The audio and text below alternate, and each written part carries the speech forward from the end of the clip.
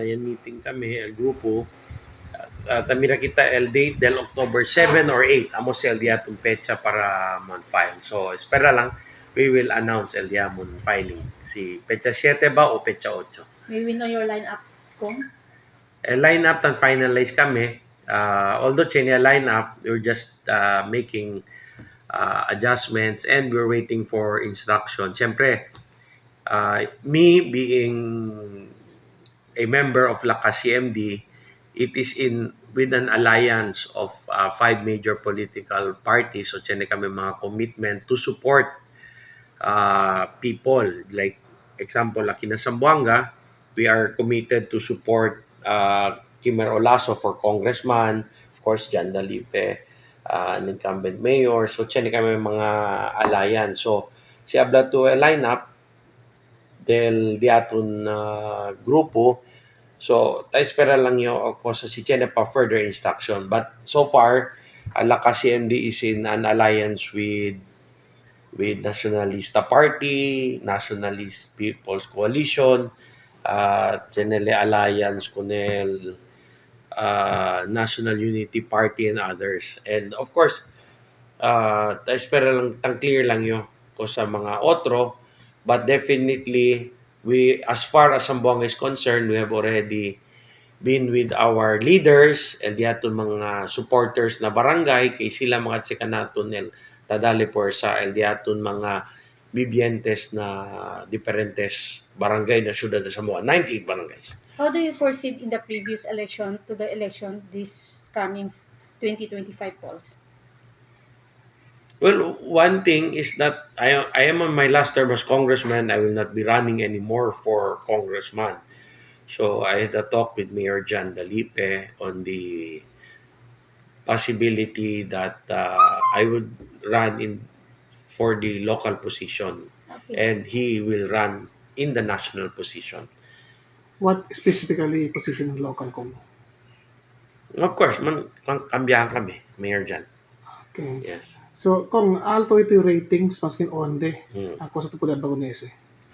Kaya kita rin di gracias con el mga bibientes syudad sa Zamboanga kay na last na de este term si Congressman Manix Dalipe tatrabaha kita mucho para con el diaton mga bibientes, and ya pwede kita man establish diaton close working relationship with the national government. Never we had it before na ansina kita de cerca con el diatong gobyerno nacional, and alegre ganeyo como kongresista del segundo distrito ese diaton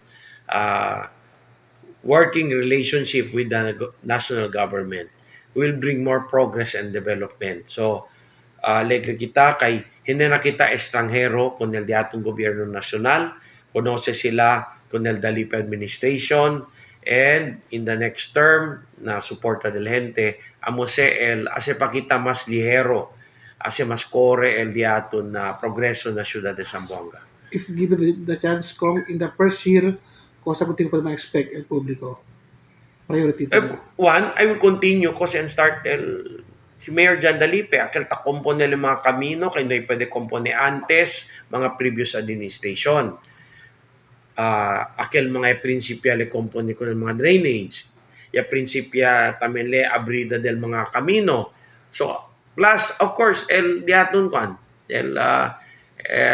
el suporta del local government unit na gobyerno nasyonal aquel ko sayo kere, which is the opening of our new airport alya na Mercedes Talabaan sa Bungod area. So, kung sa an update ko ng airport na itong kong? Kanya takumbral chera. Kaya hindi kita takumpra di Jutay Chera, Grande Chera. It's not 500 square meter, 1,000 square meter, 1 hectare. It's more than 100 hectares. Amos el biggest in the history of Zamboanga or recent history, that is the biggest land acquisition project, more than 100 hectares.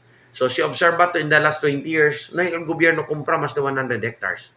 Este lang ara, para na dito Nuevo Airport. Pregunta ka ng otro porque daw tarda, hindi pa tangkonsang, nakita kumpra pa lang kita el Chera. En ben grande el Chera ta kumpra kita. Bueno gane, si Congressman Manix Dalipe, el Dios del Servidor, ya pwede kita sa pondo ng gobyerno nasyonal. Yasyo di mi representasyon para sa grande pondo ng gobyerno nasyonal para kumpra ko ng mga tiyera. Kaya hindi kita pwede planta ko ng airport si no hay pakita el tiyera. So, hindi man kumpra todo tiyera. Government start na kita by next year, hopefully as el DOTR, el Detailed Engineering Design, DED. How So, much the budget, Kong? Do we have Del. the budget for the airport, new airport? Do we already have Which it? budget? The land acquisition? Yes, dyan kita Everything. 1 point. Ano sabi, okay? No pa detailed engineering design. Okay. El total budget to construct the new airport, you have to wait for the detailed engineering. Kung may mga plano ba? O sa bakita. Taas sa LDOTR. So, I cannot tell you quanto el amount kay no pa sa LDOTR, detailed engineering design, na site. Ako sa pakilayale.